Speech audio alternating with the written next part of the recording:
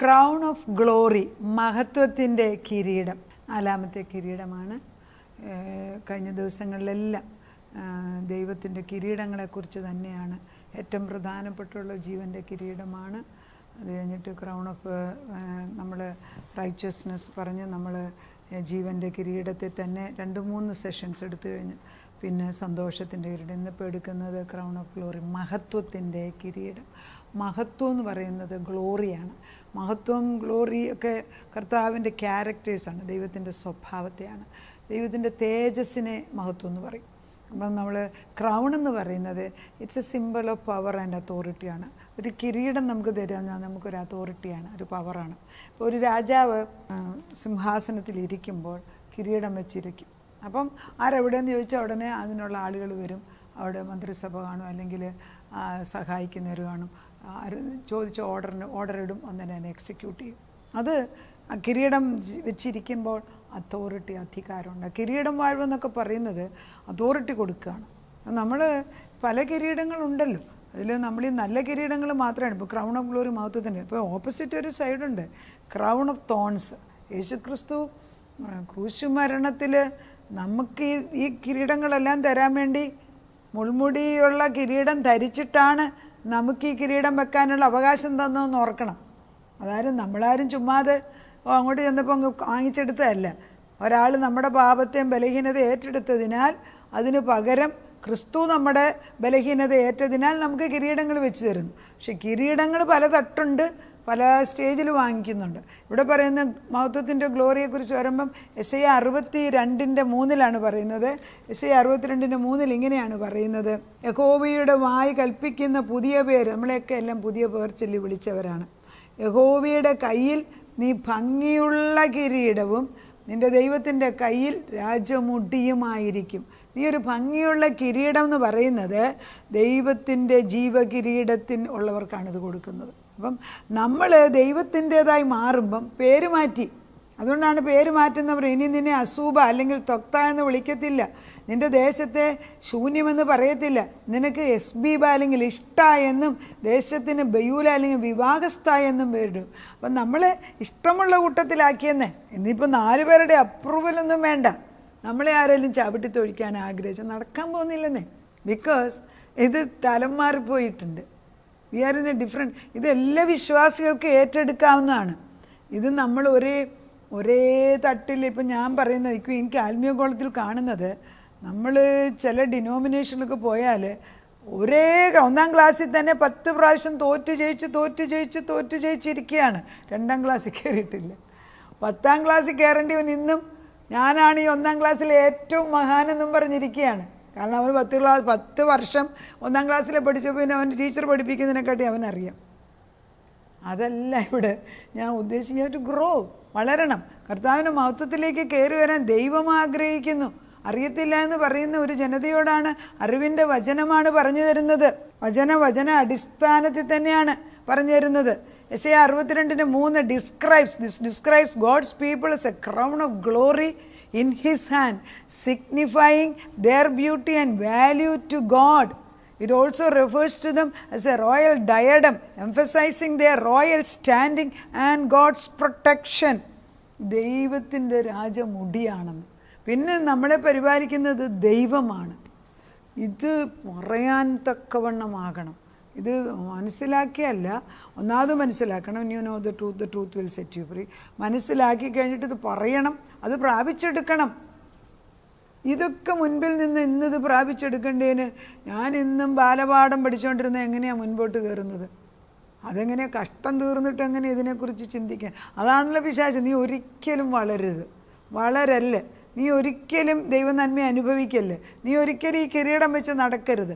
അതാണ് അവൻ്റെ ആഗ്രഹം. പക്ഷെ കിരീടം ഉണ്ടെന്നും കിരീടം വെക്കാൻ ആഗ്രഹമുള്ളവരുണ്ടെന്നും മനസ്സിലാക്കിയിട്ടാണ് ദൈവം ഇത് പറയിപ്പിക്കുന്നത്, അനേകർക്ക് തരാൻ വേണ്ടി. അത് വെച്ചുകൊണ്ടുള്ള ഒരു ജീവിതം ഈ ലോകത്തിൽ തന്നെ ഒന്ന് ജീവിക്കണ്ടേ? ദൈവത്തിൻ്റെ മഹത്വം കർത്താവ് പറയുന്നു. അപ്പോൾ 1 പത്രോസ് 5:4 പറയുന്നു. 1 പത്രോസ് 5:4 ഇങ്ങനെയാണ് വായിക്കുന്നത്: എന്നാൽ ഇടയശ്രേഷ്ഠൻ പ്രത്യക്ഷനാകുമ്പോൾ നിങ്ങൾ തേജസ്സിൻ്റെ വാടാത്ത കിരീടം പ്രാപിക്കും. അതപ്പോൾ ഇടയന് ഇടയശ്രേഷ്ഠൻ എന്ന് പറയുന്ന ദൈവമാണ്, യേശുവാണ്. ഇടയശ്രേഷ്ഠൻ വരുമ്പം ഇടയനെ അറിയും.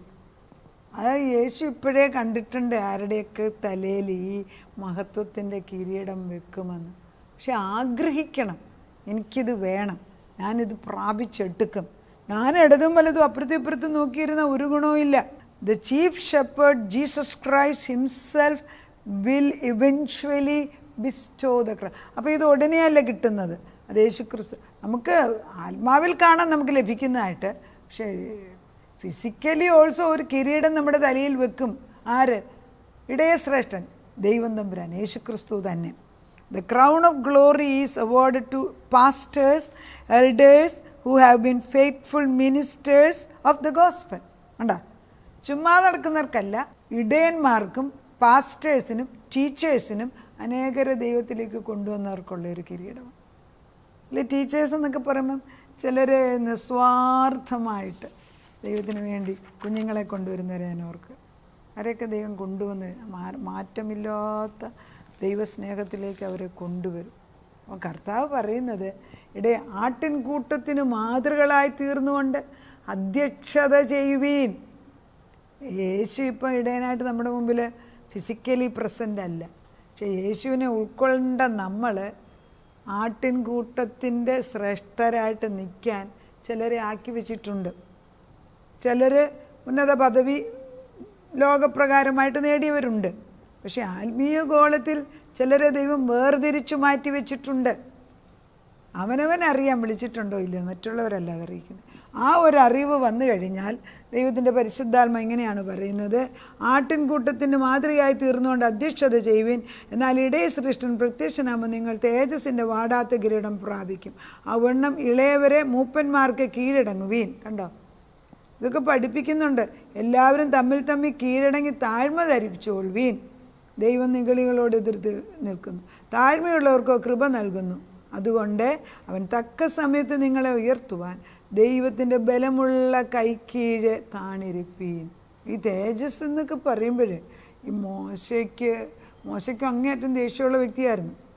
ഈ 10 Commandments ഒക്കെ നമ്മൾ കാണുമ്പോഴും ആദ്യ ഭാഗങ്ങളിൽ നമ്മൾ മോശയെ കാണുമ്പോൾ ഫറോൻ്റെ കൊട്ടാരത്തിൽ അധിക സുഖത്തിൽ ജീവിച്ച ഒരു വ്യക്തിയാണ്.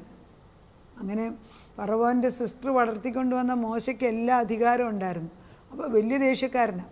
അതുകൊണ്ടാണല്ലോ ഒരു ദിവസം ഒരു ഈജിപ്ഷ്യൻ മിസ്രൈമിനെ കൊല്ലുന്ന കണ്ടപ്പം ഈജിപ്ഷ്യനെ കൊന്നു. ദേഷ്യം വന്ന് ഒറ്റയടി കൊന്നു, ചത്തു. കാരണം ഈ നല്ല അടിതല പഠിച്ചിട്ടുള്ള വ്യക്തിയാണ്. രണ്ടാം ദിവസം 2 ഇസ്രായേലിയർ തമ്മിൽ യുദ്ധം ചെയ്തപ്പം അങ്ങോട്ടും ഇങ്ങോട്ടും വഴക്കുണ്ടാക്കിയപ്പോൾ മോശ ഇടപെട്ടപ്പം മോശയോട് അവർ ചോദിച്ചല്ല, ഇന്നലെ നീ അവനെ കൊന്ന പോലെ ഞങ്ങളെ കൊന്നാൻ വന്നു. അപ്പോൾ സംഗതി രഹസ്യമാണെന്നുള്ളത് പുറത്തു വന്നു. അതോട് മോശ അവിടെ നിന്ന് ഓടുക ചെയ്തു. അപ്പോൾ അങ്ങേയറ്റം ദേഷ്യമുള്ള ഈ മോശ പിന്നെ ഏറ്റവും സൗമ്യനായിട്ട് മാറിയത് കർത്താവിൻ്റെ ദൈവത്തിൻ്റെ ഇടപെടൽ കൊണ്ടാണ്. അപ്പോഴാണ് ദ മീക്കസ്റ്റ് മാൻ എന്ന് മോശയെക്കുറിച്ച് പറയുന്നത്. ഇതാണ് പരിശുദ്ധാത്മ വരുമ്പോൾ ഉള്ള വ്യത്യാസം. താഴ്മ ധരിക്കുവീൻ എന്നാണ് പറയുന്നത്. നിർമ്മതരായിരിപ്പീൻ, ഉണർന്നിരിപ്പീൻ.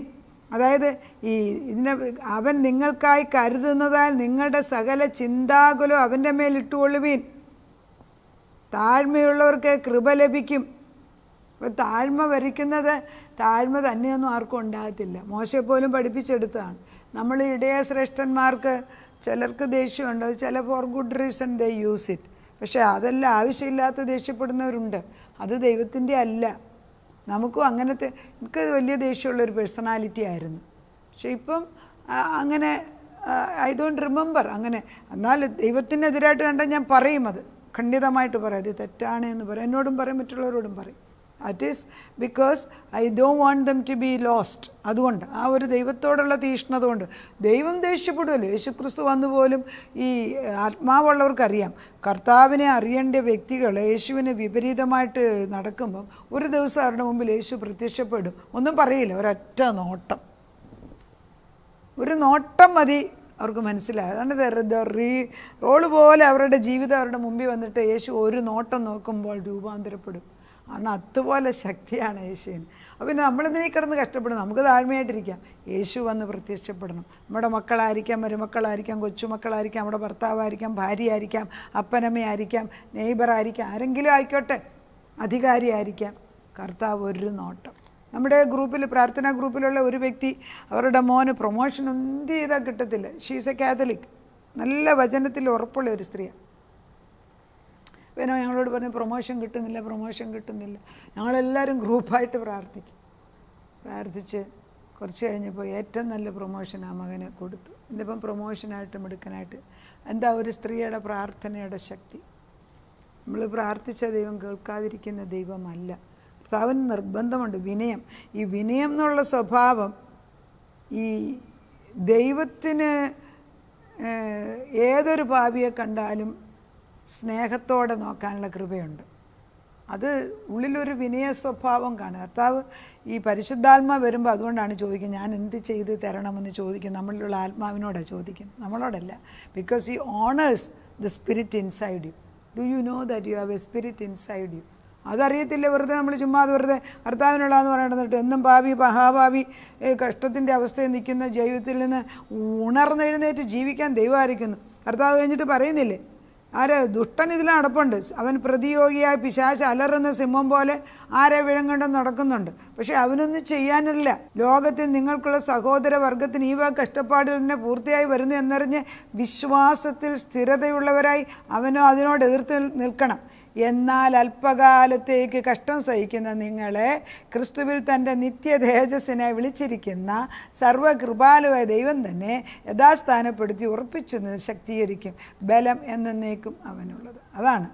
അപ്പോൾ ഗോഡ് ഓഫ് ഓൾ ഗ്രേസ്, ദൈവം നമ്മളെ കൃപാലുവായിട്ട് ഈ തേജസ്സിൻ്റെയും ഈ നിത്യമായിട്ടുള്ള കിരീടം എന്തിൻ്റെ ദൈവത്തിൻ്റെ ഈ വലിയ കിരീടം, തേജസ്സിൻ്റെ അല്ലെ മഹത്വത്തിൻ്റെ കിരീടം തരാൻ മുമ്പിൽ വന്ന് പിടിച്ചുകൊണ്ട് നിൽക്കുകയാണ്. Come and take it. കണ്ണുണ്ട്. അബ്രഹാമിന് കൊടുത്തല്ലോ, എല്ലാ വിശുദ്ധന്മാർക്കും ഇത് കൊടുത്തല്ലോ, എല്ലാ പാസ്റ്റേഴ്സിനും ടീച്ചേഴ്സിനും. ഒരമ്മയ്ക്ക് കൊടുക്കുന്നതിന്, ഒരമ്മയ്ക്ക് കൊടുക്കാതെ ഒരു വീട്ടിൽ ആർക്ക് കൊടുക്കും ദൈവം? Because you are bringing up the children in the right way. വഴിതെറ്റിയ കുഞ്ഞുങ്ങൾ തിരിച്ചു വരട്ടെ യേശുവിൻ നാമത്തിൽ. അനേക അമ്മമാരുടെ കണ്ണുനീര് കണ്ടിട്ട് 2025 ഒരു വീണ്ടെടുപ്പിൻ്റെ വർഷമായിട്ട് പ്രഖ്യാപിക്കുക. താമസിക്കേണ്ട കർത്താവ് ഉടനടി നടക്കട്ടെ. ദൈവദൂതന്മാർക്ക് ഓർഡർ കൊടുത്ത് സംഗതികൾ ശരിയാക്കിക്കൊണ്ട് പ്രാർത്ഥിക്കാം. നാഥാ, ജീവൻ്റെ കിരീടം പഠിച്ചു. അതിൻ്റെ പുറകെ എത്ര കിരീടം ഈ കിരീടങ്ങളെല്ലാം കിട്ടും തോറും ഞങ്ങൾക്ക് കൂടുതൽ വിനയമാണ്. Be humble before the God എന്ന് പറയുന്നത്. മറ്റുള്ളവരുടെ മുമ്പിലല്ല, ദൈവത്തിൻ്റെ മുമ്പിൽ. അവനാണ് ഞങ്ങളെ സൂക്ഷിക്കുന്നത്. ഉടയവനോട് എന്നും ചോദിച്ച് കാര്യങ്ങൾ ചെയ്യാൻ ഞങ്ങളെ പഠിപ്പിക്കണം. ഞങ്ങളെ തന്നെ ശുദ്ധീകരിച്ചുകൊണ്ടിരിക്കണം. ഇന്നലത്തേലും ഇന്ന് കൂടുതൽ ശുദ്ധിയായിട്ടുണ്ട്. കഴിഞ്ഞ വർഷത്തേലും കൂടുതൽ ശുദ്ധിയായിട്ടുണ്ട്. 10 വർഷത്തേതിലും വ്യത്യാസം എനിക്കുണ്ടോ? ഉണ്ട് കർത്താവ്, ഒത്തിരി വ്യത്യാസങ്ങൾ. നീ വേണ്ടാത്തതിനൊക്കെ, കീടത്തിനെയൊക്കെ എടുത്തു കളഞ്ഞ് ശുദ്ധീകരിച്ചു കൊണ്ടേയിരുന്ന് കിരീടങ്ങൾ കൊണ്ട് പുറകെ കിരീടങ്ങൾ തരുമ്പം അവയെല്ലാം കർത്താവിൻ്റെ കാൽപാദത്തിൽ വെച്ചിട്ട് നിത്യനായ ജീവൻ്റെ കിരീടത്തെ ഒരിക്കലും നഷ്ടപ്പെടാതിരിക്കാൻ തക്കണം ഞങ്ങളെ പഠിപ്പിക്കണം. എത്ര കിരീടങ്ങൾ തരാനും അവിടുന്ന് സന്നദ്ധനാണ്. പക്ഷെ ഞങ്ങളിലത് ആ ഒരു മെച്യൂരിറ്റി, ഒന്നാമത് ഞങ്ങൾ ഈ സത്യം അറിഞ്ഞിട്ട് അതിനുവേണ്ടി ആഗ്രഹിക്കണം. അത് പിന്നെ പ്രാർത്ഥിക്കണം, അത് പ്രവർത്തിച്ചു പാങ്ങിച്ചെടുക്കണം. അതൊക്കെ നീ ഞങ്ങളെ പഠിപ്പിച്ചെടുക്കുന്നതിനാൽ, പഠിപ്പിക്കുന്നവൻ നീ തന്നെയാണല്ലോ കർത്താവേ. ഞങ്ങളുടെ ശിശുക്കളാകുന്ന കുഞ്ഞുങ്ങളെ, ഞങ്ങളുടെ വഴിതെറ്റി നടക്കുന്ന മക്കളെ, ഭർത്താക്കന്മാരെ, മടിച്ചു നിൽക്കുന്നവരെ ഒക്കെ മുൻപോട്ട് കൊണ്ടുവന്ന് നിൻ്റെ ആ പ്രകാശത്തിൽ നിർത്തുന്നു. പൗലോസിൻ്റെ മേൽ ഒരു പ്രകാശം അടിച്ചതേ ഉള്ളല്ലോ, പൗലോസായി മാറ്റി. എത്രയോ പ്രാവശ്യം ദൈവത്തിൻ്റെ ഒരു സാന്നിധ്യം കൊണ്ട് ആളുകൾ മാറുന്നു. അങ്ങനെയെങ്കിൽ അപ്പച്ചനും ഞങ്ങളുടെ കുടുംബങ്ങളിൽ അത് ചെയ്യുമെന്ന് ഉറപ്പിച്ച് വിശ്വസിച്ച് സ്തോത്രം. ഈ തേജസ്സിൻ്റെ കിരീടം മോശെ കാണിച്ചല്ലോ, ഞങ്ങളെയും കൂടെ കാണിച്ചാട്ടെ. പ്രാർത്ഥനയോട്ട് ഞങ്ങളെ അനുഗ്രഹിക്കാൻ ഓടി വന്നതിന് നന്ദി. യേശു ക്രിസ്തുവിൻ്റെ പൊന്ന നാമത്തിൽ തന്നെ ആമേൻ.